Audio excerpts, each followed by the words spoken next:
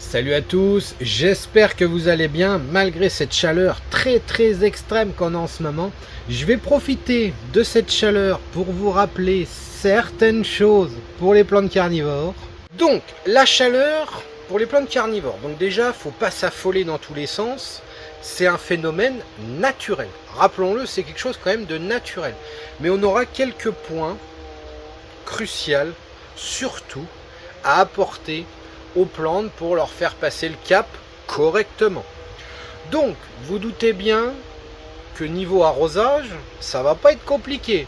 Niveau arrosage, faites très attention, maintenez bien vos plantes dans l'eau. Il faut surtout pas que vos soucoupes s'assèchent et qu'on rentre le soir et que les plantes aient séché, parce que sinon, surtout sur les sarracénias, ça va se voir très rapidement. Les péniculas vont pas supporter, surtout les européennes, d'avoir des chaleurs pareilles. Donc qu'est-ce qu'on fait? Et ce qui devrait déjà être fait depuis très longtemps dans les cultures, on évite les soucoupes, les réserves trop petites pour les plantes carnivores. On est sous 40 degrés, ne mettez pas une soucoupe de 2 cm sous un pot qui va faire 25 cm de haut.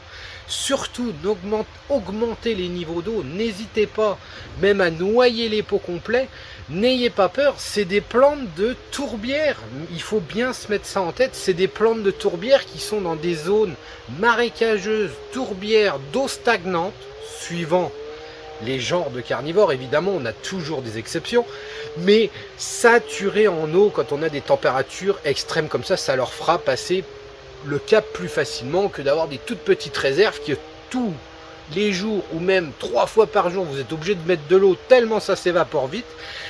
Et en plus de ça, plus les réserves sont petites, nous on est sur grosse tablette, déjà sur grosse tablette, ça monte en température, je vous raconte pas la température de l'eau sur les tablettes. Alors une mini soucoupe en dessous de votre plante, c'est sûr que l'eau elle va monter à 50 degrés direct dès le matin. Donc voilà un point très important, ça va être l'eau. C'est l'eau qui va leur faire passer le cap. On augmente l'eau sous Sarracenia, Dionée, ce que vous voulez, mais surtout on reste toujours dans certains genres, on n'abuse pas, ce qui va être Nepenthes, des plantes plus délicates qui évidemment qu'on ne va pas noyer le pot complet, faites très attention à ce niveau-là. Et un point très important aussi, c'est que les plantes sont habituées à ces températures-là. Nous, en serre, on monte à des températures extrêmes. Celle-là, il y a un petit ombrage comme ça qui est mis. Mais voilà, c'est de l'ombrage qui est mis pour faire une espèce de mélange. Mais les sarracénias en elles-mêmes n'ont pas besoin d'ombrage. Donc, surtout, j'ai envie de dire, le point très important, ne vous amusez pas à déplacer les plantes. Ne vous amusez pas à vous dire, cette semaine il va faire chaud, on va les mettre à l'ombre, on va les mettre à la maison, comme ça elles seront à 25 degrés ou 30 degrés, ça leur évite d'être à 40. On ne fait surtout pas ce genre de situation. On ne déplace jamais une plante. Une plante va être installée et au bout d'un moment va se plaire où elle est. Donc elle s'adapte à ce milieu-là. Donc si vous commencez à la déplacer sans arrêt, qu'est-ce qui va se passer? À chaque fois, elle va devoir recréer sa situation et s'habituer au climat. C'est pour ça, quand je vois des fois des histoires de Nepenthes, je les mets à l'intérieur en hiver, je les mets sous un arbre en été, je les redéplace, je les redéplace, je les redéplace, je les redéplace. Ne cherchez pas plus longtemps de pourquoi vous n'avez pas d'urne sur les Nepenthes. C'est des acclimatations qu'elles font sans arrêt. Vous avez des Nepenthes à l'intérieur, au bout d'un moment, elles vont s'habituer à l'intérieur. Vous les repassez dehors, on repasse dans une nouvelle condition climatique. Donc, obligatoirement, elles vont se réhabituer à ce nouveau climat. Donc, le fait de s'habituer, elles vont encore devoir patauger, végéter, et après, elles vont pousser. Faut faire très attention à ça. C'est que les plantes, il ne faut pas s'amuser à les bouger tous les 5 minutes. On les laisse dans la situation et il faut avoir la meilleure situation dès le début. C'est pas du provisoire, c'est pas on met un Nepenthes derrière la fenêtre en hiver, l'été on va la mettre sous un arbre, maintenant il fait trop chaud, on va la replacer dans le garage. Ça c'est non, on ne fait pas ça avec les plantes. Surtout, on les laisse s'habituer à son environnement dès le départ et il faut qu'elle y reste toute sa vie à cette même place. Le point, on va dire, important aussi, vu notre situation en tant que professionnel, ça va être la réception des plantes. Alors la réception des plantes, c'est toujours délicat dans cette période. Cette semaine, on ne fera pas d'envoi. Cette semaine, on a reculé les envois. On a tenté encore un petit peu les semaines précédentes, mais là, cette semaine, c'est trop extrême, il y a trop de risques. Donc cette semaine, on ne fera pas d'expédition. On verra la semaine prochaine si les choses évoluent dans le bon sens. Mais on va toujours... Des fois, vous m'envoyez des messages, ça peut attendre. Ça fait des années qu'on fait ça. Donc ça fait des années qu'on connaît la situation de si cette semaine on envoie, si cette semaine on n'envoie pas. Hein, n'ayez pas peur là-dessus, on va gérer la situation. Par contre, ce qui est important pour vous, quand vous commandez des plantes à cette période de l'année, ou on va dire en forte chaleur, ou en fort gel pour l'hiver, si jamais les plantes, on décide de les expédier, voilà, sous 30 degrés, la semaine dernière, c'est passé à l'aise.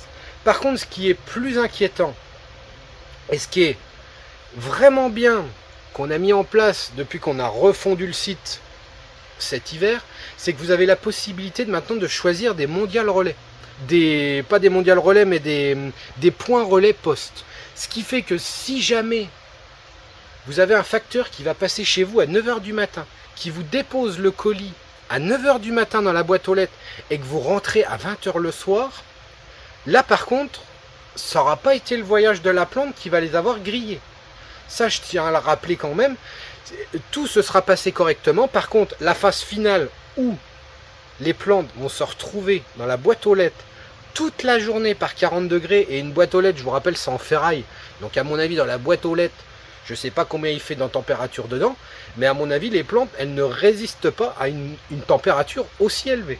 Tout ça pour vous dire, quand on va être dans des périodes qui vous inquiètent au niveau du chaud, du froid, n'hésitez pas à prendre un point relais, et même situation que votre boîte aux lettres, arrangez-vous de prendre un point relais où les colis vont être stockés à l'intérieur d'un magasin ou quelque chose de... mais pas des boîtes aux lettres placées sur les parkings avec des boîtes électroniques qui vont revenir au même point que votre boîte aux lettres de chez vous. Donc voilà, au niveau des colis, faites bien attention. Si vous posez des questions, posez-vous les bonnes questions. De savoir si...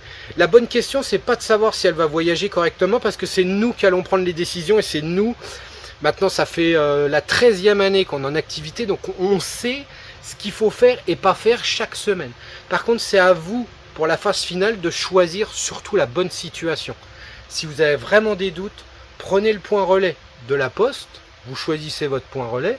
En plus de ça, enfin c'est même sûr, mais les frais sont moins élevés qu'en boîte aux lettres. Donc ça c'est pareil, je le répète, les tarifs de colis qui sont appliqués sur le site et qui vous sont facturés au moment de la commande, ça par contre c'est pas nous qui les calculons. Le site est connecté au site de la poste. C'est le site de la poste qui dit il y a tant de poids dans le colis, donc ça fera tant de frais d'expédition.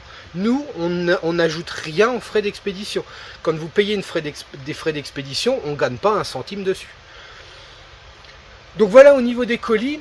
Et la dernière phase que je vais vous parler avant de finir cette vidéo, évidemment, c'est que quand vous recevez des plantes, donc je ne vais pas forcément parler que de moi, bon, vous commandez des plantes à droite à gauche, voilà, c'est comme ça que ça se passe, ça s'est toujours passé comme ça, mais faites bien attention, quand les plantes arrivent, ne les placez pas en soleil direct, parce que quand il y a eu une phase au noir pendant 2-3 jours, le problème c'est que si vous les repassez en plein soleil, hein, ça fait comme vous, si jamais vous restez 3 jours au noir, et que vous partez dans votre jardin, vous enlevez le t-shirt, le pantalon, vous vous allongez dans l'herbe toute une journée en plein soleil par 30-40 degrés, qu'est-ce qui va se passer?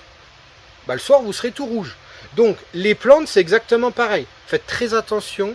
En plus de ça, c'est des plantes qui voyagent racines nues pour certaines. Il y en a qui sont envoyées en pot. Hein.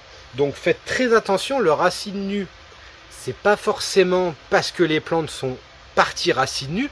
C'est parce que quand on reçoit une plante, placez-les à l'ombre. Même si vous les recevez en pot, ça ne changera pas forcément grand-chose. Il faut vraiment faire attention à cette phase d'acclimatation et vraiment, vraiment les placer à l'ombre. Moi j'ai reçu des plantes il n'y a pas si longtemps que ça, elles sont toujours à l'ombre là-bas au fond. Et ça fait au moins 3 semaines. Donc là je vais les repasser au soleil. Après c'est voilà, plus un manque de place. Il faut que je refasse un tri là pour les remettre avec les autres Sarracenia. Mais voilà, c'est ce que j'ai envie de dire, c'est que quand on reçoit des plantes comme ça en été, bah, si vous voulez être sûr au niveau sécurité, placez-les à l'ombre pendant au moins 15 jours. Voilà ce que je voulais vous dire au niveau de la chaleur. Donc si vous avez des choses un peu délicates, voilà, augmentez le niveau d'eau. N'hésitez pas à mettre un ombrage si vous êtes sur des petites serres vraiment extrêmes, ça peut aider. Et surtout, comme nous, on est en train de mettre un peu de ventilo pour essayer de pousser la chaleur vers l'extérieur de la serre. Voilà ce que j'ai à conclure là-dessus. Sur ce, bonne chance pour cette semaine. Pour nous, ça va être hyper pénible. J'espère que ça ne va pas durer trop longtemps. Du coup, on se fait des petites activités à l'entrée de la serre. On essaye d'être dans le courant d'air. Voilà, je suis en train de faire les Drosera tubéreux. J'essaye de finir mes pieds mers parce que c'est pas fini non plus, mais c'est pas trop gênant hein, de rempoter les pieds mers de Dionée. Mais après, voilà ce qu'on fait pour cette semaine. Et puis, petit complément, quand on est dans des chaleurs extrêmes comme ça, surtout ne vous amusez pas à faire du semis ou à bouturer des plantes par des chaleurs comme ça. Moi perso, j'y arrive pas. J'y arrive pas, c'est vrai que les meilleures périodes, et j'ai raté la période, normalement c'est avril-mai pour faire ça. Donc maintenant, il va falloir attendre les chutes de température qui seront sur le mois de septembre pour refaire du bouturage de certains, enfin je parle surtout des Drosera. Donc voilà, je conclue là-dessus, je compte sur vous, restez au frais, faites attention et portez-vous bien.